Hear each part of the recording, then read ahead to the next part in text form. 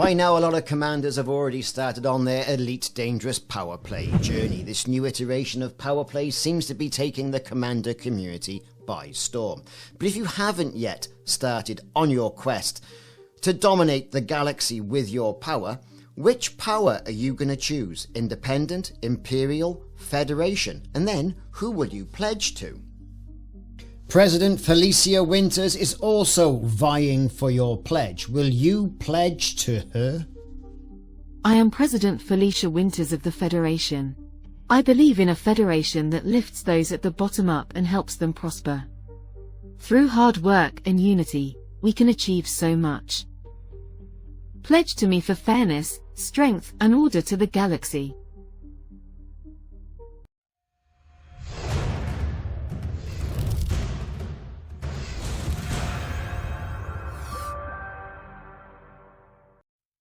That's right, Commanders, if you're enjoying these videos of the Power Play protagonists, then please drop a like and a subscribe as well. And if you want to, also a comment. Felicia Winters is the current incumbent president of the Federation and head of the Liberal Party. She has her seat of power in the Rhea system, deep in the heart of Federation space. Felicia Winters is a major power within the elite dangerous galaxy, as you'd obviously assume, being the current incumbent and president of the Federation. However, she did previously serve as Secretary of State and was sworn in as acting president of the Federation following the disappearance of Jamina Halsey in 3301. However, Winters had never planned on being head of the Liberal Party, but the role was thrust upon her due to the Starship One disappearance, and you can all look at Galnet for that.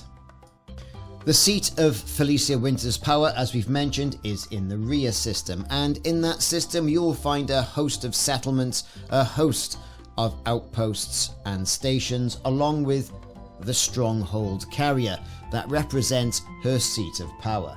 Be very careful when approaching the Stronghold Carriers if you're aligned to another power commanders, or you will get beefed. I am Federation President Felicia Winters. I believe in a federation that lifts those at the bottom up and helps them prosper.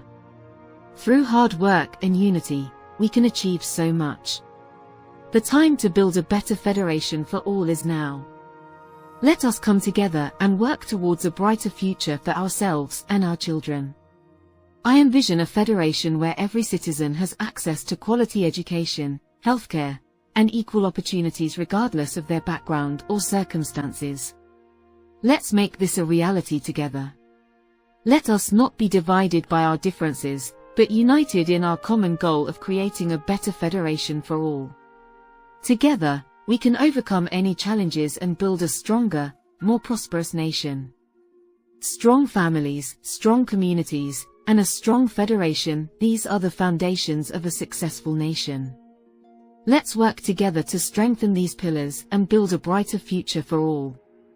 Let us be a federation that leads by example in promoting peace, tolerance, and understanding among all its citizens.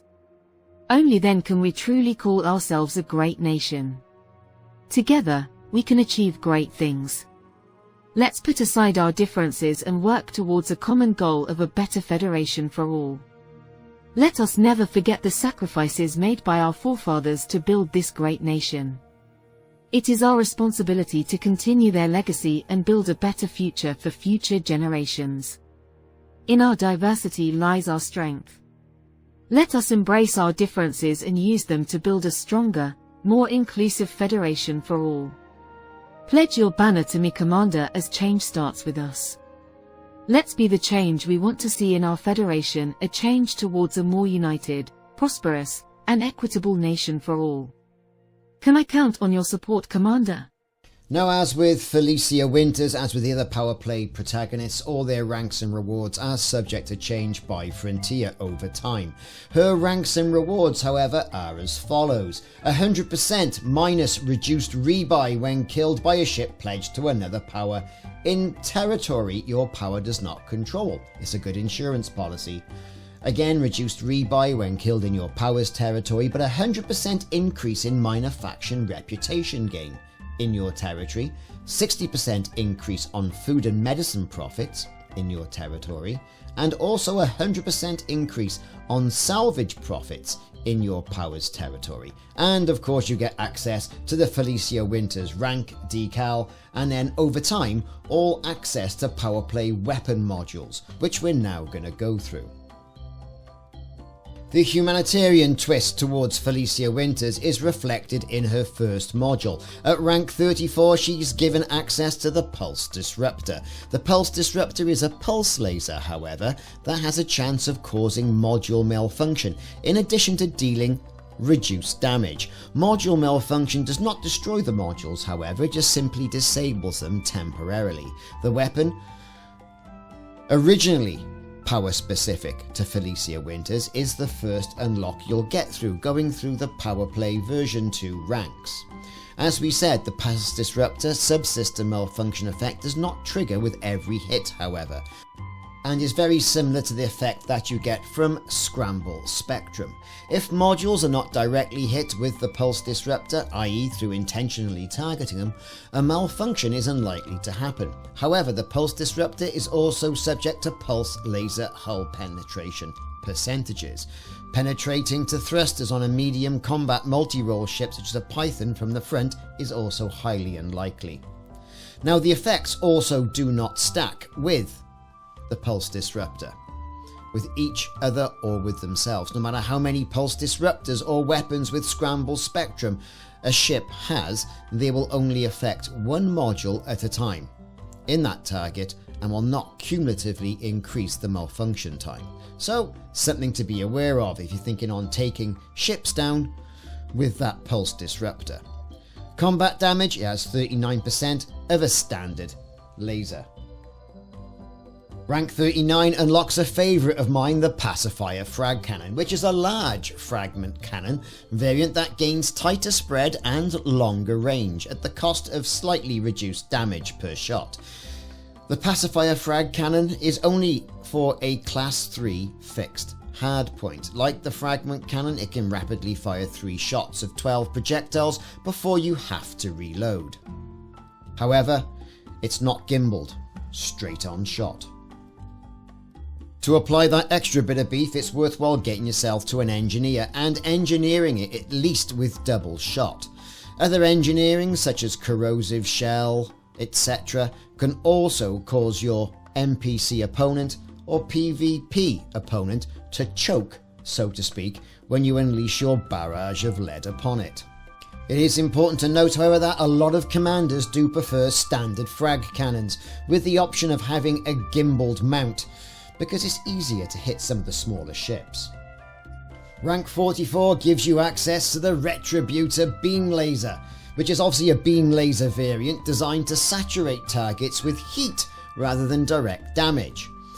The Retributor trades damage for sheer heat output, leaving it with 50% of the strength of the Class 1 beam laser, as well as 130% of the power distributor draw. However, the Retributor also generates only 77% of the beam laser's thermal load, meaning that a ship firing one will experience less internal heat buildup.